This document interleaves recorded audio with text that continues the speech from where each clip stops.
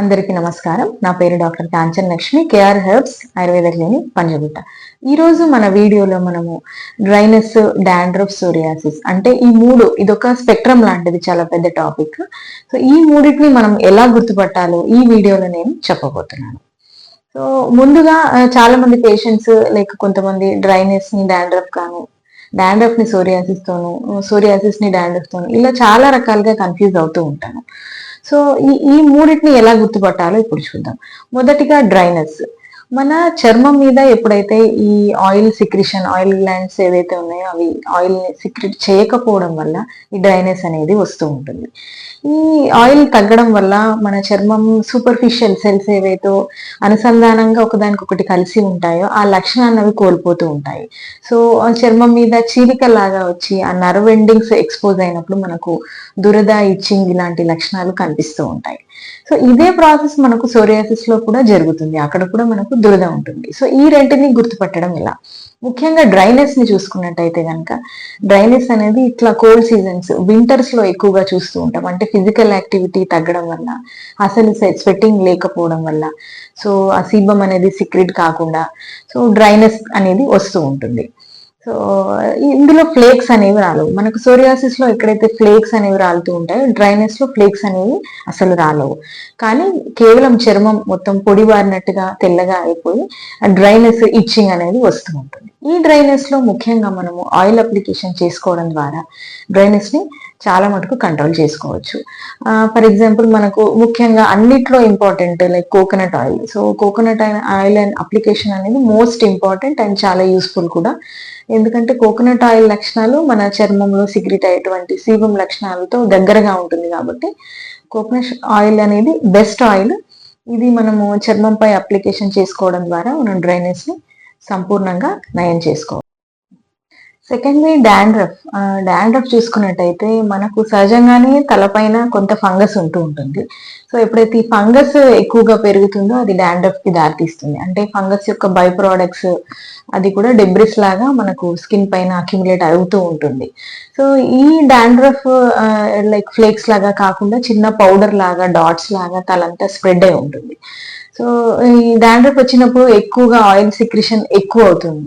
So ఈ oil సిక్రిషన్ ఎప్పుడైతే ఎక్కువ అవుతుందో దీన్ని మనము సమయానుసారంగా ఎప్పుడైతే క్లీన్ చేసుకోమో, సో లేదంటే తలకు ఆయిల్ అప్లై చేసుకొని రిపీటెడ్ గా దాన్ని కూడా మనం క్లీన్ చేసుకున్నప్పుడు ఇదంతా ఈ కారణాల వల్ల కూడా మనకు డాండ్రఫ్ ఎక్కువ అయ్యే అవకాశం ఉంటుంది. సో డాండ్రఫ్ లో చూసుకున్నట్టయితే కనుక ఈ డాండ్రఫ్ వచ్చినప్పుడు మామూలుగా ఈ స్ట్రెస్ అండ్ హార్మోన్ ఇంబ్యాలెన్స్ వీటి వల్ల కూడా మనకు డాండ్రఫ్ ఎక్కువ అవుతూ ఉంటుంది. సో తలలో డాండ్రఫ్ ఉన్నప్పుడు ఎసిడిక్ పదార్థాలతో తలను క్లీన్ చేసుకోవడం, అంటే లైక్ లెమన్ అప్లికేషన్, లెమన్ లో సిట్రిక్ యాసిడ్ ఉండడము, పుల్లని పెరుగు, అందులో ఉండేటువంటి లాక్టిక్ యాసిడ్, ఈ పుల్లని పెరుగుని ఒక తలలో అప్లై చేసుకొని ఒక 10-15 మినిట్స్ ఉండి వాష్ చేసుకోవడము. సో ఈ యాసిడిటీ వల్ల యాసిడిక్ యాక్షన్ అనేది ఫంగస్ మీద పనిచేసి సో ఆ ఫంగస్ ని కంట్రోల్ చేయడానికి మనకు ఉపయోగపడుతూ ఉంటుంది. డాండ్రఫ్ లో ఆయిల్ అప్లికేషన్ ద్వారా డాండ్రఫ్ ఎక్కువ అవుతుంది. వేరే డ్రైనెస్ లో మనకు ఇంతకు ముందు డిస్కస్ చేసుకున్నట్టు ఆయిల్ అప్లికేషన్ వల్ల డ్రైనెస్ అనేది మనకు చాలా మటుకు కంట్రోల్లోకి వస్తుంది. ఇవి రెండు మనము డాండ్రఫ్ అండ్ డ్రైనెస్ లో డిఫరెన్స్ గా చెప్పుకోవచ్చు.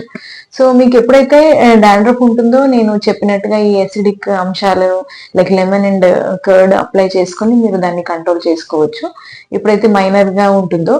సో కానీ ఎప్పుడైతే డాండ్రఫ్ ఎక్కువై మిమ్మల్ని ఎక్కువగా ఇబ్బంది పెడుతూ ఉంటుందో మీరు తప్పక డాక్టర్ సలహా పాటించి ట్రీట్మెంట్ తీసుకోవడం అనేది ముఖ్యం.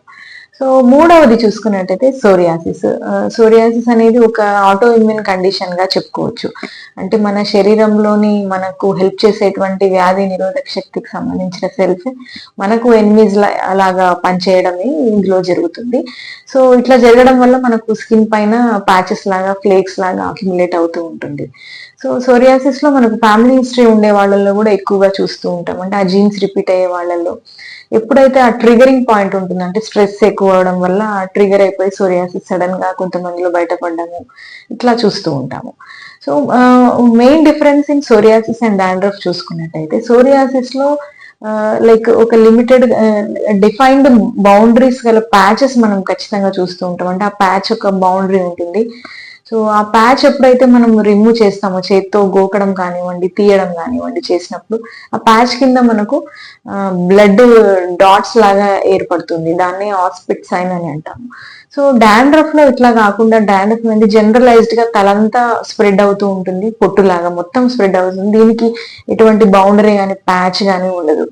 సో సోరియాసిస్ లో చూసుకున్నట్టయితే మనకు ఎక్కువగా లైఫ్ స్టైల్ మేనేజ్మెంట్ ఉపయోగపడుతుంది.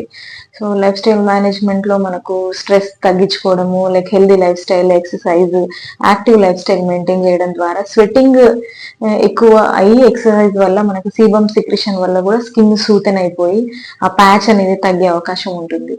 ఇంకా లైక్ కార్బోహైడ్రేట్ డైట్ తగ్గించుకోవడము, అంటే హై గ్లైసెమిక్ ఇండెక్స్ ఉండేటువంటి ఫుడ్స్ తగ్గించుకొని ప్రోటీన్ అండ్ ఎసెన్షియల్ ఫ్యాట్స్ తీసుకుంటూ హెల్దీ లైఫ్ స్టైల్ మెయింటైన్ చేస్తుంటే కనుక సోరియాసిస్ 25-30% మందిలో సోరియాసిస్ అనేది కంట్రోల్లోకి రావడం అనేది మేము చూస్తూ ఉన్నాము. సో ఇవన్నీ పాటించినప్పటికీ మీకు సోరియాసిస్ కంట్రోల్ కాకపోతే కనుక తప్పక మా కేఆర్ హెర్బ్స్ ని విజిట్ చేయండి. సో మా దగ్గర సోరియాసిస్ కి మంచి ట్రీట్మెంట్ ఉంది.